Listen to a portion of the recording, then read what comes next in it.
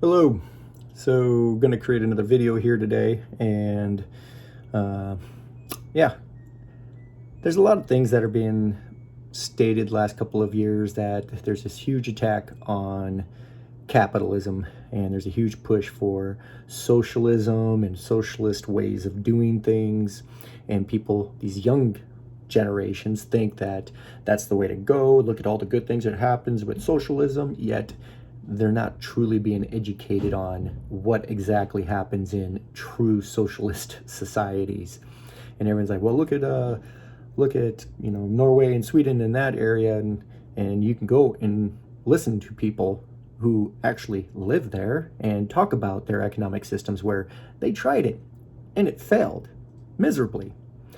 And the other thing people need to understand is that when you are in a small population center where all the cultural values are the same and the societal aspects are very linear, then implementing something where your neighbor takes care of one another is easy, or at least it's easier, because you're all on the same page. But when you have a large, demographically diverse population, it doesn't quite work that way. And especially when there's a bunch of government influence in there, and there are people who don't have the same perceptions all the way across the board. I'm not saying everybody in Norway or Sweden is exactly the same, but when their societies were closed off from massive immigration of different demographics and different ethnic and cultural viewpoints and way of doing things, there was a very commonality. Here in the United States, every place is different. Every state, for the most part, is different from one another when it comes to different aspects and viewpoints. And even cities. I mean, even close areas. And I always use the analogy of, look at, for instance, baseball. Boston, New York City. Not very far away from one another.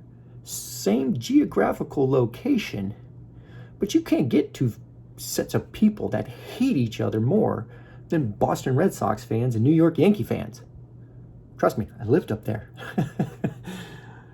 You want to poke somebody, you just sit there and say you're for the other team, and then you poke somebody else, you say you're from the other team. I mean, somebody from the outside, yeah. But, I mean, that's just baseball. It's a game, and people get that riled up and upset.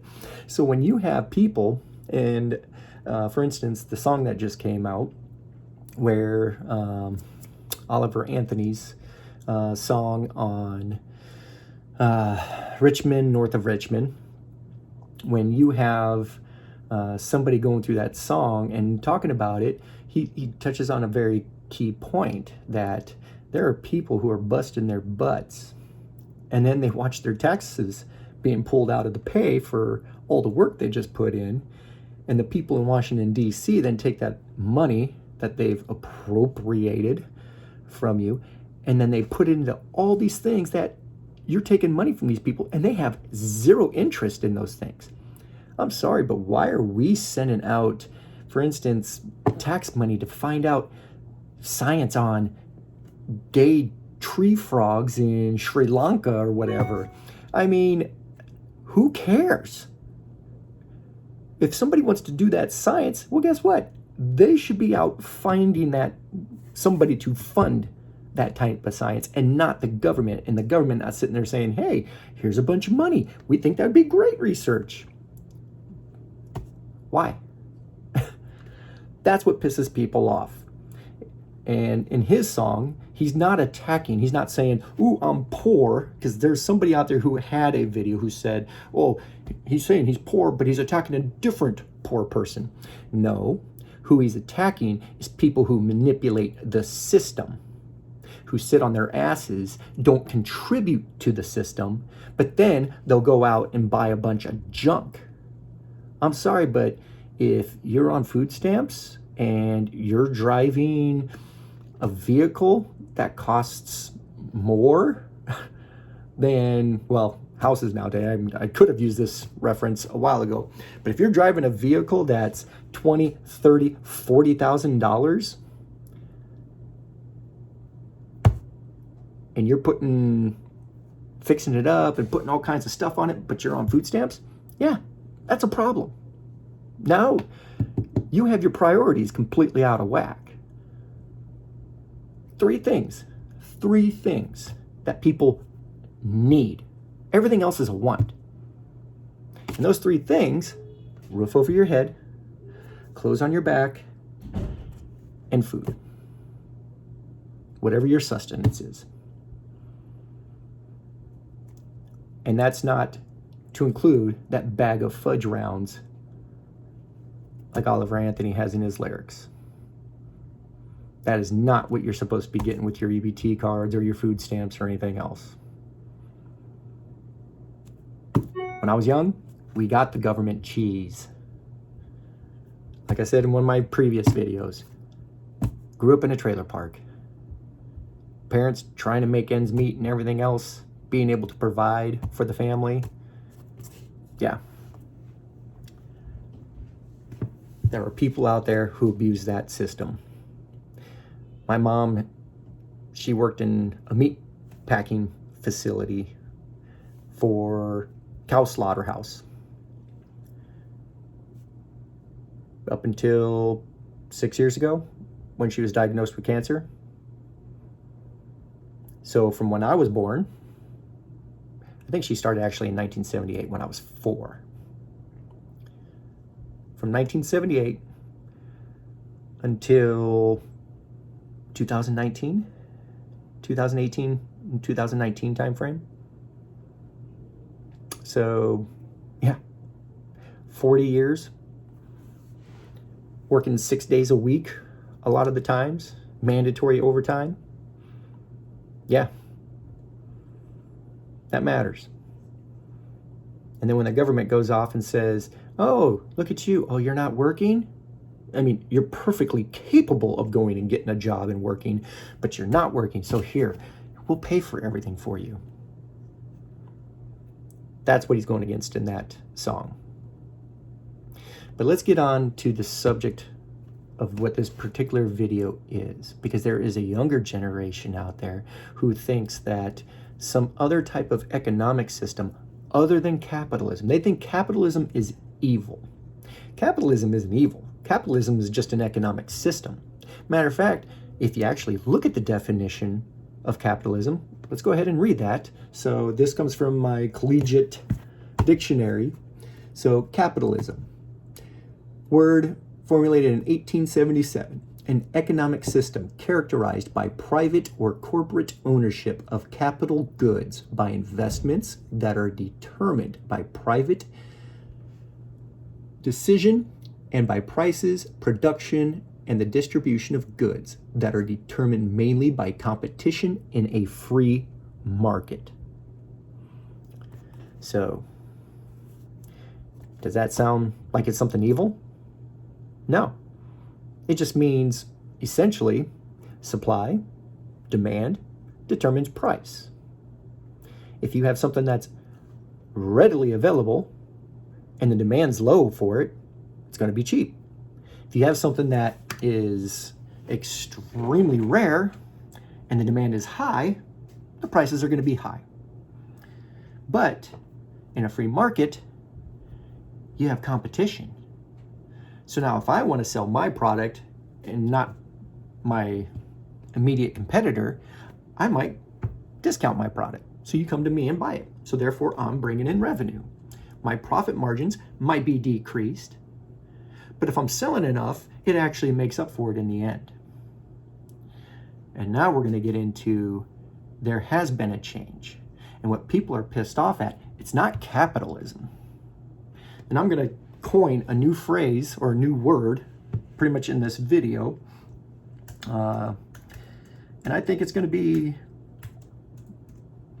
able to make a little bit more sense on how a free system market can be manipulated, just like those people who sit and manipulate government programs or sit there and take government money and do worthless stop. I mean, maybe it's not worthless to that one individual, but for the majority of people who are paying into taxes, and then the government just goes and blows billions and billions of dollars on things that people just really don't care for.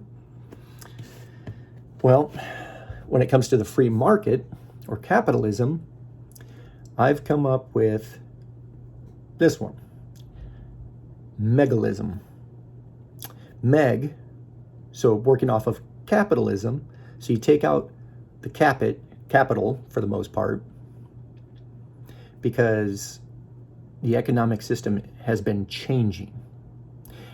But it's not necessarily one person's fault or a corporation's fault.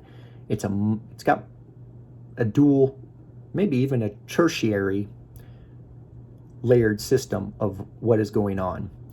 But MEG, at the very beginning of that, is an acronym: Maximum Economic Gain. So, and this is the way I would define it. So megalism, and I just put it down as a two-part. So the definition would be, it is a two-part economic system characterized by corporations and consumers to maximize their economic gain in the production of distribution and product consumption.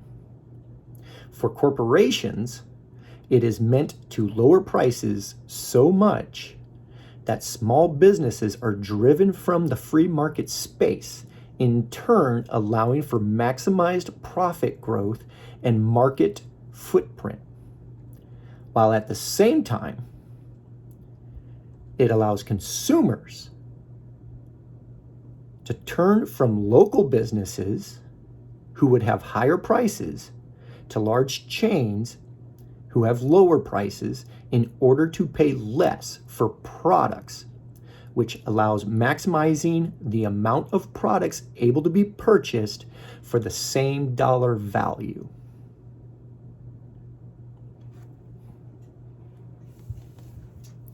Meaning, if I have 2 pens, they're exactly the same. This pen is sold by a mom and pop shop. And if I go in there, this pen is going to cost me, let's say, $1. Okay? $1 for this pen. This pen, sold by a large chain, because they can take their revenue and their profit streams, they can take this pen and say, you know what? We'll give you this pen for half the price. 50 cents. The mom and pop shop are charging the lowest that they can possibly charge for this pen, to be able to pay for their overhead, to pay for their employees, to make a little bit of profit so they can pay their own wages, so they can have a roof over their head, clothes on their back, and food in their bellies. While the large chain store takes this guy, sells it to you for half the amount, but they're not just in your local area. They're all over the place.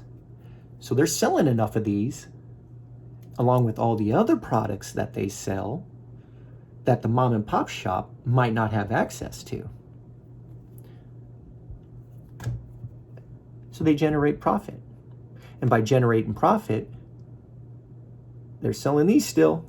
Maybe they're not making profit on this individual item, but nobody's going to the mom and pop store to pay twice as much for this same item, because people want to maximize what they get for their dollar. In turn, mom and pop store not selling anything because everyone's now going to the big guy, buying all their products there. Mom and pop store says, it's been great serving our community for decades, but we're closing shop because we just can't afford to stay in business. Now you only got one guy in town selling this pen. guess what? You know what? Nobody else is selling this pen and the demand is high for this pen. Guess what? We're going to charge $1 for this pen now. So now we're making a profit on this pen again. Mom and pop ain't coming back. They can't afford to open up a store again. The revenue stream is gone. The revenue stream is gone.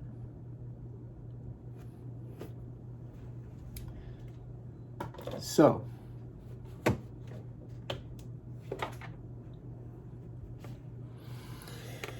and then it gets exacerbated from that point.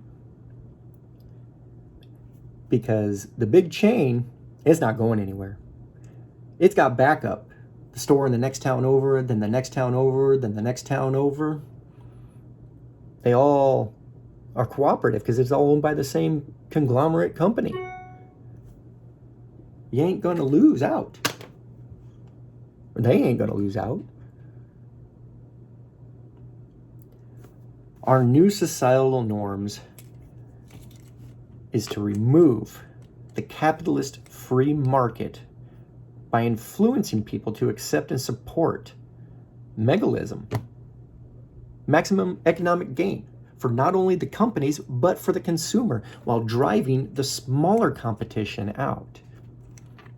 In some instances, it creates a monopoly in these smaller towns and communities.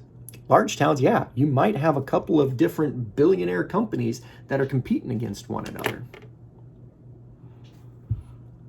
They're fighting for the same footprint. But you look at certain companies, guess what? They're bigger. So they put their store in the smaller town half an hour away. And another half an hour away. And another half an hour away until you get to another large community where you can have competition again. So this allows people to blame capitalism and push for other economic systems that are atrociously worse. Socialism, even worse than that, is communism. If you think the government controlling the markets, if you think the government controlling the products you're allowed to buy and the price points and everything else is going to benefit you, you're sorely mistaken. But if people were to actually understand that capitalism isn't the problem, the lack of competition in the free market space is the problem. And when government turns its back on allowing these companies to get so gigantic that they control everything, that's when government is failing. That's when government becomes the tertiary problem to how capitalism can be manipulated into megalism. Our decisions as consumers affect this. But we also need that government oversight to prevent monopolies from happening. When the government turns its back on the mom and pop shop and makes it so difficult for them by increasing taxes, by forcing people to pay a much higher minimum wage, the big corporations can do it because they have influence all over the place. And when you drive out the competition in these smaller locations, the big corporations get a gigantic footprint. That's when the problem is created. It's not capitalism itself. It's the failure of the consumer themselves not supporting the business that supported their community forever by wanting to save a few bucks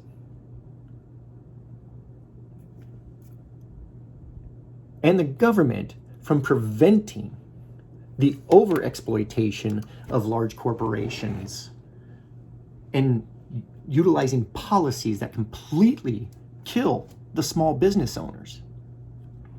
Think of it as an ocean where you have tons of different fish that all coexist. Yeah, some are big fish, some eat other fish, some do other things, but the environment as a whole stays healthy. Because that's what happens. Same thing happens in a free market society. Some businesses aren't needed in that particular area, they go out of business.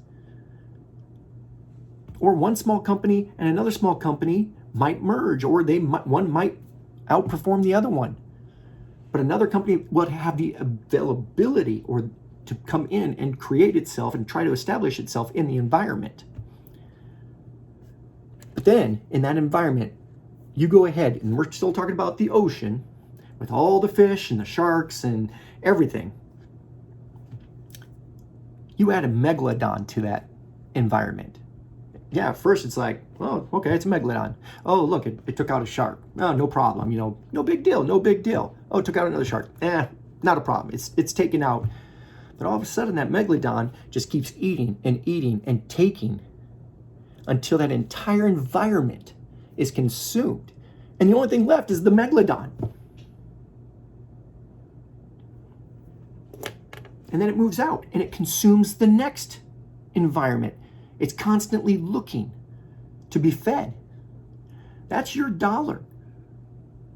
That's your dollar going to these large corporations. But then you blame capitalism. It's not capitalism's fault. It's the consumer's fault. You turned your backs on the mom and pop shop because they charged a little bit more for the same products. You turned your back. You don't vote in the people who are going to fight against monopolies being formed. Look at how many politicians have been brought up on, well, not even brought up, but just mentioning insider trading because they know what's going to happen in these businesses. And all of a sudden, these lifetime politicians are becoming millionaires on a politician's salary. They don't make that much money. Yet they're becoming millionaires because they have the information ahead of time. And they take the little bit of cash they have and they invest it. And all of a sudden they see these IPOs and everything else that they're being allowed to buy in right off the bat that most people don't have access to. Their money triples, quadruples on up in volume for them.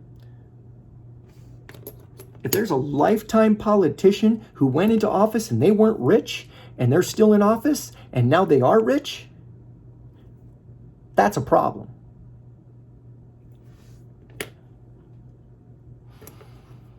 Ultimately, the consumer will be negatively affected by this. And that's what we're seeing now. When freedom of choice is removed from the marketplace, you will be forced into whatever means is available to you. And that's exactly what the government is trying to do right now. The policies they're passing and all the large corporations, you look at BlackRock, you look at Vanguard, you look at all these hedge funds that are investing in, and they're forcing these companies to buy into these other agendas that have nothing to do with the product that's actually being sold. They're going to push agendas on you. They're going to force it down your throat, whether you like it or not, and they're going to keep buying up all of these companies. You might say, well, there's other options. There's other options. Guess what? Other options are going to be disappearing.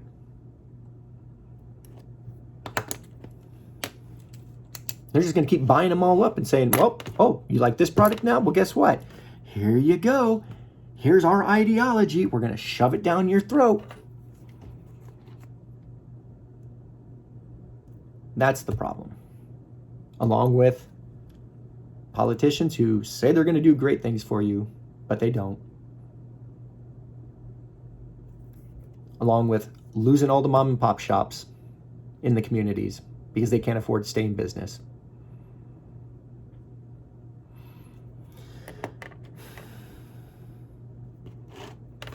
What's the solution? Sure as heck isn't socialism or communism.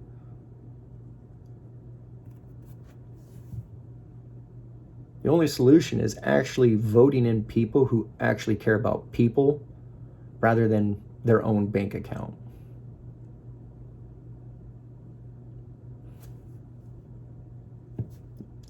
You know, a lot of people falsely out there say, money is the root of all evil. No, money is a tool.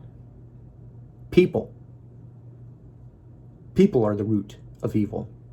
Money just allows people to establish evil. Anyway, that's where this video is today. Yeah. I'd highly advise, if you're watching this video, don't take my word for it. Now, granted, I am coining megalism. That is my word. Anyway, but yeah, I don't have a solution for it other than voting, doing my research, constantly digging in, finding out, are people just giving me lip service when they're out there campaigning? Or are they actually being truthful? But at the end of the day, if you read the Bible, this was all stated. This has all been planned out. I think we're living it. But I'm going to end the video here. Y'all take care and God bless.